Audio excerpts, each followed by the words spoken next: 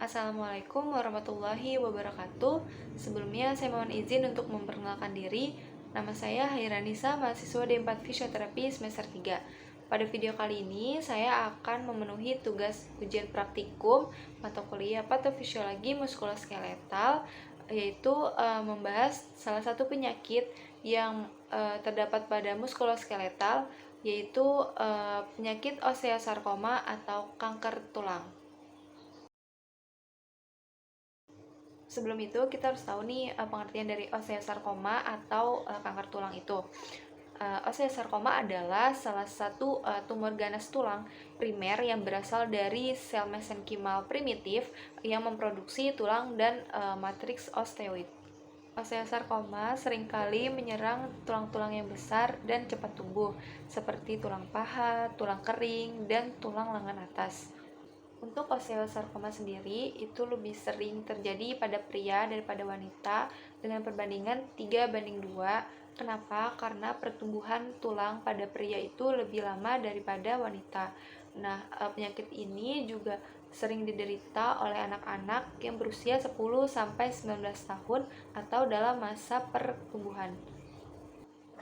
Selanjutnya, osteosarkoma itu terbagi menjadi 3 stadium. Stadium pertama di mana tumor ini itu belum menyebar ke jaringan sekitar. Lalu yang kedua itu ekspansi jaringan sekitar, yaitu tumor sudah mulai menyerang jaringan-jaringan di sekitar yang awalnya sudah terkena. Lalu yang ketiga itu tumor sudah bermetastasis jauh di paru-paru, bahkan sampai ke seluruh tubuh, yaitu seperti otak, usus, dan lainnya. Lalu selanjutnya itu tanda dan gejala dari osteosarkoma. Nah, yang pertama itu terjadinya bengkak, lalu ada kemerahan, dan terasa hangat pada bagian yang nyeri. Lalu yang kedua, nyeri tulang itu lebih terasa pada saat malam hari atau setelah beraktivitas. Dan yang ketiga, nyeri pada bagian punggung yang persisten atau yang terkena. Lalu yang keempat, adanya fraktur yang terjadi setelah aktivitas rutin, bahkan terkadang tuh dapat terjadi tanpa adanya trauma.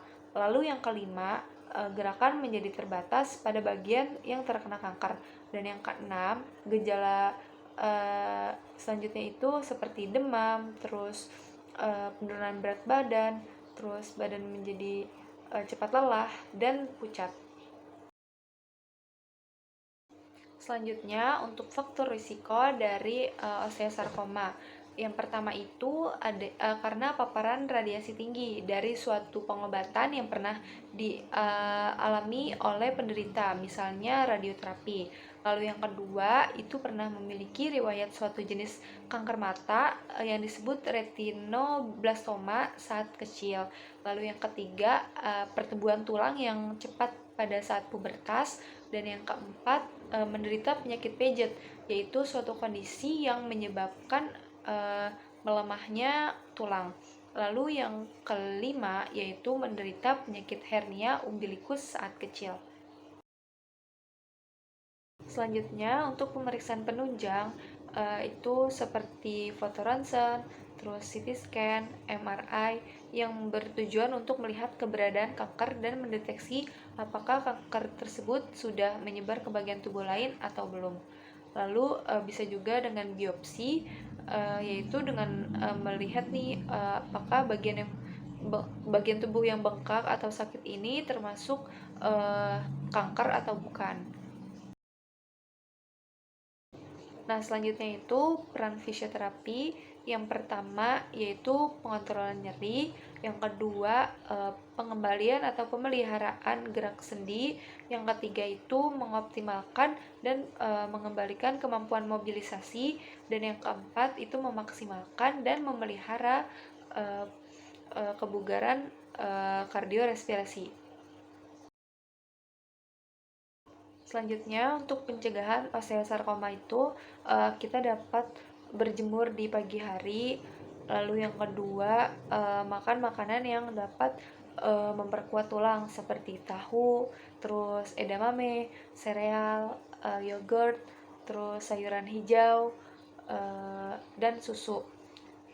Lalu kita juga harus rutin untuk memeriksakan diri ke dokter. Mungkin sekian yang dapat saya sampaikan. Apabila terdapat kekurangan, mohon dimaafkan. Semoga video yang saya buat ini bermanfaat, terutama untuk diri saya sendiri dan masyarakat. Sekian dari saya. Wassalamualaikum warahmatullahi wabarakatuh.